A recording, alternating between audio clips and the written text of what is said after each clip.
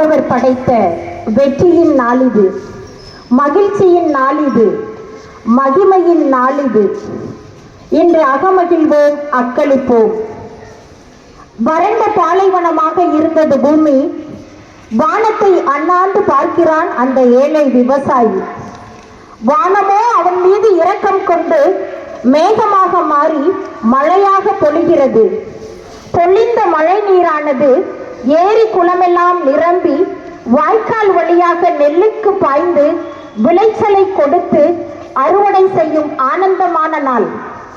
இத்தகைய ஆனந்த நாளை நமக்கு கொடுத்த மூவர் இறைவனுக்கு முதற்கண் என் வணக்கத்தை தெரிவித்துக் கொள்கிறேன். மட்டில்லாத மகிழ்ச்சியின் நாளிற்கு மகுடம் சேர்க்கும் வண்ணம் வருகை தந்த நம் சிறப்பு விருந்தினரை வரவேற்கும் நேரம் இது. கன்னிக்குமரி கடல் கொண்ட நாட்டிலே இயற்கை அன்னை மடியில் அமைந்த ஓர் அழகான ஊர்தான் குறும்பனை. கடலும் கரையும் இணையும் புனித பூமி, வாழ்வையும் வளத்தையும் அளிக்கும் தாய் பூமி, உழைப்பை கற்றுத்தந்த உன்னத பூமி, பொறுமையை கற்றுத்தந்த புண்ணிய பூமி.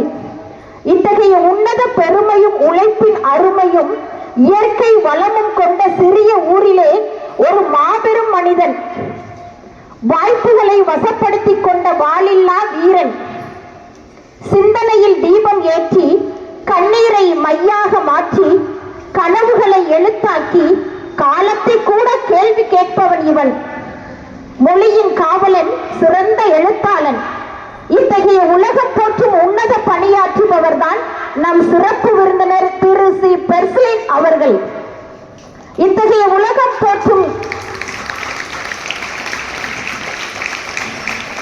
நெய்தல் கடலோர நீங்கா நினைவுகளை நெஞ்சில் சுமந்தபடி அலைமோதும் கடலோடு வாழும் மக்களின் வாழ்க்கையை வகுத்து கூட்டி பெருக்கி அவற்றையெல்லாம் கட்டுரைகளாகவும் கதைகளாகவும் நாவல்களாகவும் நமக்கு நல்லதொரு படைப்புகளாக வெளியிட்ட நல்லதொரு படைப்பாளர் இவர், நல்லதொரு எழுத்தாளர் இவர், நல்லதொரு சிந்தனையாளர் என பன்முக ஆற்றல் கொண்டவர் நம் விழா தலைவர் அவர்கள்.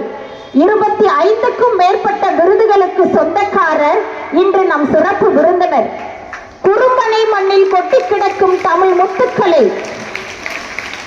குறும்பனை மண்ணில் கொட்டி கிடக்கும் தமிழ் முத்துக்களை அள்ளி தெரிக்க வந்துள்ள எங்கள் தங்க தலைவனே, சிங்க தலைவனே, தங்களை எம் பள்ளியின் சார்பாக வருக வருக என சிரம் தாழ்த்தி வரவேற்கின்றேன். சிறப்பு விருந்தினர் சி பெர்சிலின் அவர்களுக்கு பொறுத்துகள் அறிவித்து சிறப்பிக்க அதிசயமே அசந்து போகும் நம் அன்பு தலைமை அருட்சகோதரி அவர்களை அன்போடு அழைக்கின்றோம்.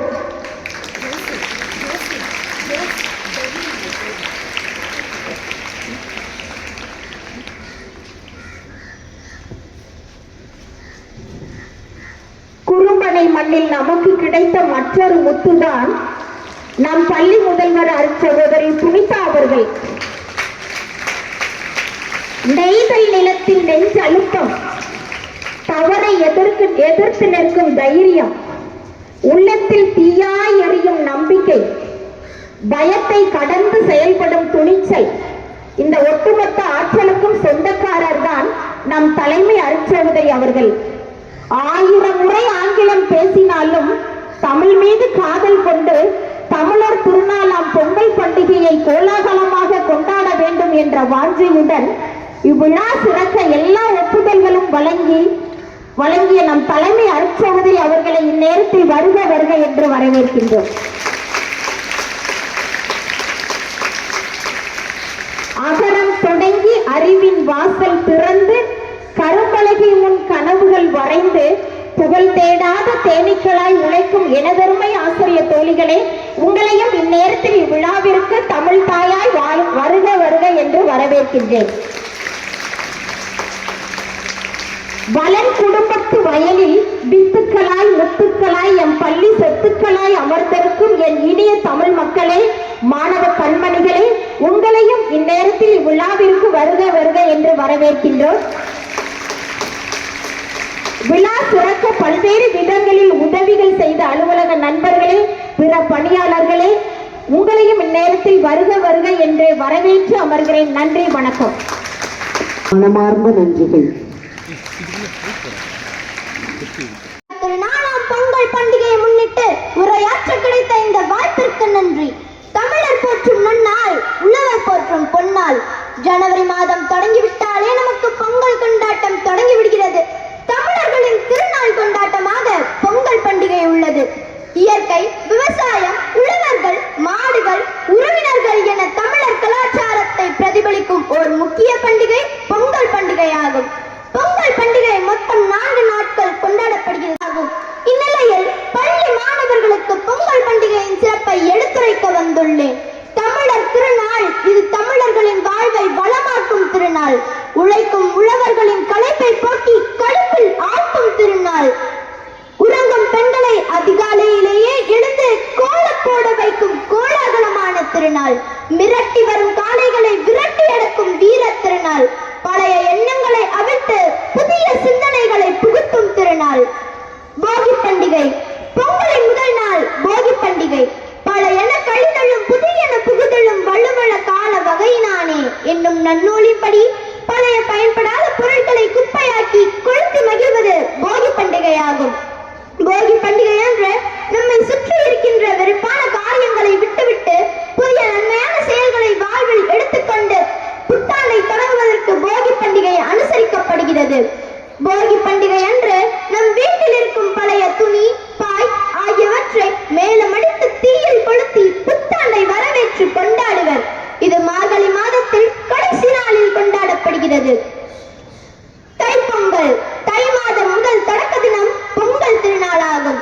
உழுதுண்டு வாழ்வாரை வாழ்வர், மற்றெல்லாம் தொழுதுண்டு பின் செல்பவர் என்ற திருவள்ளுவரின் குரல் உழைக்கும் உழவர்களின் சிறப்பை எடுத்துரைக்கிறது. மகிழ்ச்சியுடன் காலையில் நீராடி புத்தாடை அணிந்து உற்றார் உறவினர்களுடன் காலை சூரியனை வழிபட்டு புத்தாண்டை வரவேற்கும் சிறப்பான பண்டிகை பொங்கல் பண்டிகையாகும். இதனை தமிழ் புத்தாண்டு என்றும் அழைப்பர். பால் பொங்கி வருவது போல மக்கள் அனைவரும் வளமுடனும் நலமுடனும் சிறப்பாக வாழ வேண்டும் என்பதே பொங்கல் திருநாளாகும். மாட்டுப் பொங்கல். பொங்கல் தினத்திற்கு அடுத்த நாள் மாட்டுப் பொங்கல் கொண்டாடப்படுகிறது. உழவுக்கு உற்ற துணையாக விளங்கும் மாடுகளுக்கு நன்றி கூறுவதும் உழவனுக்கு தன் தோள் கொடுத்து ஏன் சுமந்த கால்நடைகளை கொண்டாடும் திருநாளே மாட்டுப் பொங்கலாகும். மாட்டுப் பொங்கல் அன்று மாடுகளை குளிப்பாட்டி கொம்புகளுக்கு வண்ணம் தீட்டி சிறு மணிகள் மற்றும் மாலைகளை கழுத்தில் கட்டி நெற்றியிலே சந்தனம் குங்குமமிட்டு இறைவனாகவே கருதி வழிபடுவர்.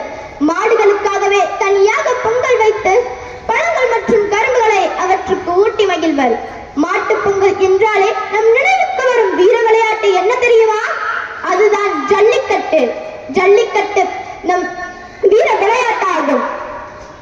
விவசாயத்திற்கு முதுகெலும்பாக இருந்ததும் காளைதான். இதனால் மாடுகளை நாம்